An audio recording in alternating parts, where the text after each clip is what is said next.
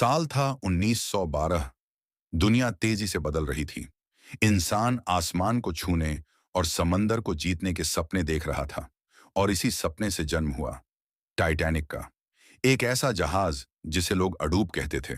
कहा गया था इसे भगवान भी नहीं डुबा सकता।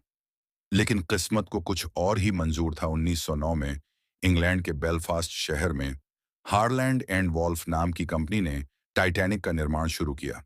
इसमें करीब 15,000 मजदूरों ने दिन रात मेहनत की। टाइटैनिक को दुनिया का सबसे बड़ा और सबसे शानदार जहाज बनाने का सपना था।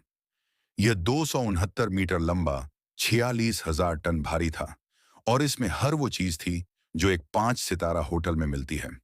Swimming pool, gym, restaurant, luxury room और वो आराम जो उस वक्त सिर्फ राजाओं को नसीब होता था।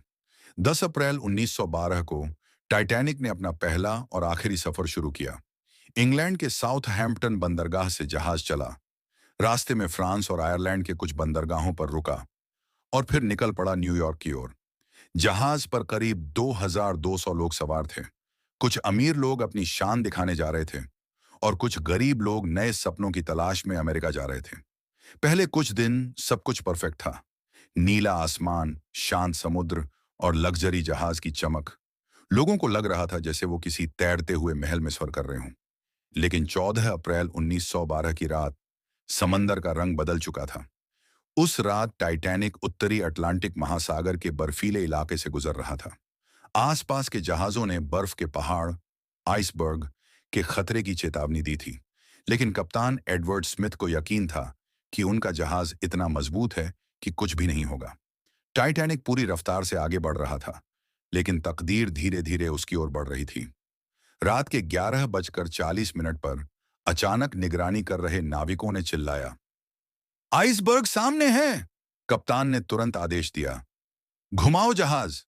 पर अब बहुत देर हो चुकी थी। बर्फ का वो विशाल पहाड़ जहाज के दाहिने हिस्से से टकरा गया।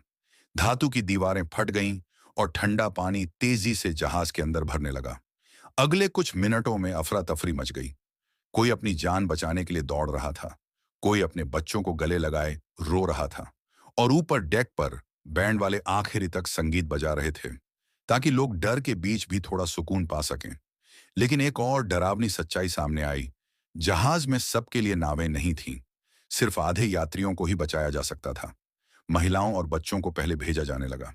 कुछ लोग अपने परिवार को बचाने के लिए वहीं रह गए और धीरे धीरे वो विशाल जहाज समंदर की गहराइयों में झुकने लगा। 15 अप्रैल 1912 रात के करीब 2:20 पर टाइटैनिक दो हिस्सों में टूट गया और देखते ही देखते समंदर में गायब हो गया। 1,500 से ज्यादा लोगों की जान चली गई। सिर्फ करीब 700 लोग ही बच सके। जब सुबह हुई, बस बर्फ के टुकड़े तैर रहे थे और चारों ओर सन्नाटा था। वो जगह जहां कभी टाइटैनिक का शोर था, अब मौत की खामोशी थी। लेकिन टाइटैनिक सिर्फ एक हादसा नहीं था। ये इंसान की हद से ज्यादा आत्मविश्वास की कीमत थी। एक सबक कि चाहे टेक्नोलॉजी कितनी भी बड़ी क्यों ना हो, प्रकृति के आगे इंसान हमेशा छोटा है। आज 100 साल से ज्यादा वक्त बीत चुका है।